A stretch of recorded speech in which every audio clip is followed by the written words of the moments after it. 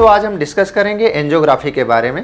पर एंजियोग्राफी के बारे में जानने से पहले ये जानना बहुत ज़रूरी है कि इनको एंजियोग्राफी की आखिर नीड है। तो ऐसे पेशेंट जो रेगुलर वे पे चलने पे चेस्ट पेन फील करते हैं, जल्दी चलने में थक जाते हैं, या फिर ऐसे पेशेंट जिनको अभी अभी हार्ट अटैक आया हो कुछ दिन पहले, ऐसे पेशेंट्स को एंजियोग्राफी की नीड पड़ती है।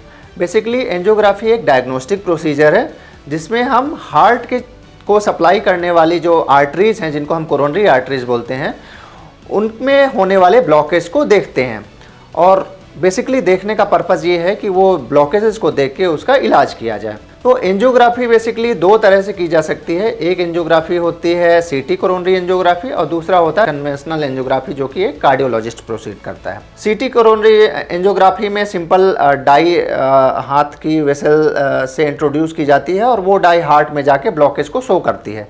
दूसरी कोरोनरी एंजियोग्राफी जो गोल्ड स्टैंडर्ड एंजियोग्राफी है वो है कन्वेंशनल कोरोनरी एंजियोग्राफी। वो एंजियोग्राफी मोस्टली उन्हीं पेशेंट्स में की जाती है जिनमें हार्ट में ब्लॉकेज होने का जो चांसेस हैं वो बहुत ज़्यादा होता है। जैसे किसी भी पेशेंट को अगर थोड़ा ही चलने में सीने में दर्द हो जा रहा है या अभी कुछ ही दिनों पहले हार्ट अटैक आया है, ऐसे पेशेंट को हमारे हिसाब से कन्वेंशनल एंजियोग्राफी की तरफ जाना चाहिए। तो कन्वेंशनल एंजियोग्राफी करने के पहले आपके जो कार्डियोलॉजिस्ट हैं वो आपके कुछ टेस्ट, ब्लड टेस्ट कराएंगे, ईसीजी, इको, हो सकता है कि टीएमटी की नीड पड़े उसको क्लैरिफाई करने के लिए कि वाकई में क्या आपका जो सीने का दर्द है वो हार्ट का ही दर्द है या कोई ऐसे ही दर्द है। अगर इन जांचों में ईसीजी, इको, टीएमटी में ऐसा अंदेशा होता है कि हार्ट में ब्लॉकेज हो सकता है, तो ऐसे पेशेंट को एंजियोग्राफी के लिए एनरोल किया जाता है।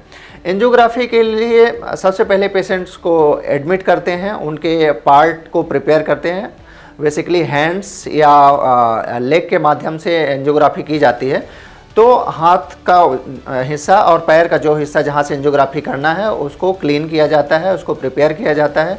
पेशेंट को एक रात पहले फास्टिंग के लिए बोला जाता है और अगले दिन उसको कैथ लैब नामक जगह में, बेसिकली ऑपरेशन थिएटर का ही एक वर्जन जो कार्डियोलॉजिस्ट यूज़ करते हैं उसको कैथ लैब बोलते हैं, पेशेंट को कैथ लैब में शिफ्ट किया जाता है। कैथ लैब में ले जाके पेशेंट को बेसिकली कैथ लैब टेबल में रिलैक्स पोजीशन पे लेटाया जाता है।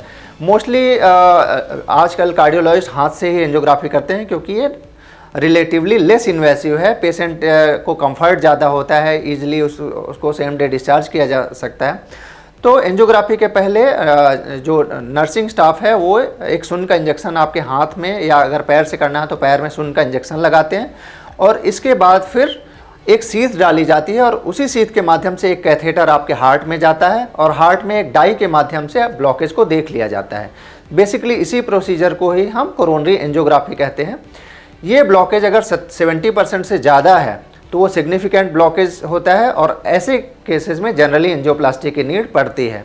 लेकिन अगर ब्लॉकेज 70% से कम है, मान लीजिए आपका ब्लॉकेज 60% या 50% आता है, तो आपको घबराने की ज़रूरत नहीं है क्योंकि बहुत सारे लोगों में इतना ब्लॉकेज होता है और ये जो है आपके हार्ट की मेजर डिजीज़ में काउंट नहीं होता है। इस ब्लॉकेज से के साथ में आप अपना जीवन यापन ईजिली कर सकते हैं। बस आपको कुछ टैबलेट्स लेना है जिसके बाद आपको वो ब्लॉकेज जो है वो स्टेबल बना रहेगा। तो बेसिकली ये सिंपल भाषा में आप लोगों को बताने का बेसिकली आज का मेरा पर्पज़ यही था कि आप लोग कोरोनरी एंजियोग्राफी को प्रॉपर्ली समझें और इससे जो लोग एप्रीहेंड होते हैं, उनको लगता है कि एक बहुत बड़ा प्रोसीजर है, बहुत ज़्यादा डरे हुए होते हैं, तो उनको बेसिकली इतना डरने की ज़रूरत नहीं है क्योंकि ये एक सिंपल सा प्रोसीजर है और लोकल एनेस्थीसिया यानी आपके कॉन्शियस स्टेट में ही एक इंजेक्शन लगा के ईजिली किया जा सकता है। सुपर स्पेशलिटी हॉस्पिटल रीवा में ये प्रोसीजर ईजिली 10 to 15 मिनट्स में जो है कंप्लीट हो जाता है और आपको अपने ब्लॉकेज की जानकारी मिल जाती है। इस तरह से आप या तो आपका इलाज हो जाता है एंजियोप्लास्टी के माध्यम से, या तो आपको बता दिया जाता है कि आपको सावधानी क्या रखनी है। तो दोस्तों ये था कंप्लीट नॉलेज एंजियोग्राफी के बारे में। आई होप ये नॉलेज आपको फ्यूचर में आपके लिए हेल्पफुल होगी और आपको हार्ट डिजीज़ को फ्यूचर में अवॉइड करने में या ट्रीट करने में आपको हेल्प मिलेगी। धन्यवाद।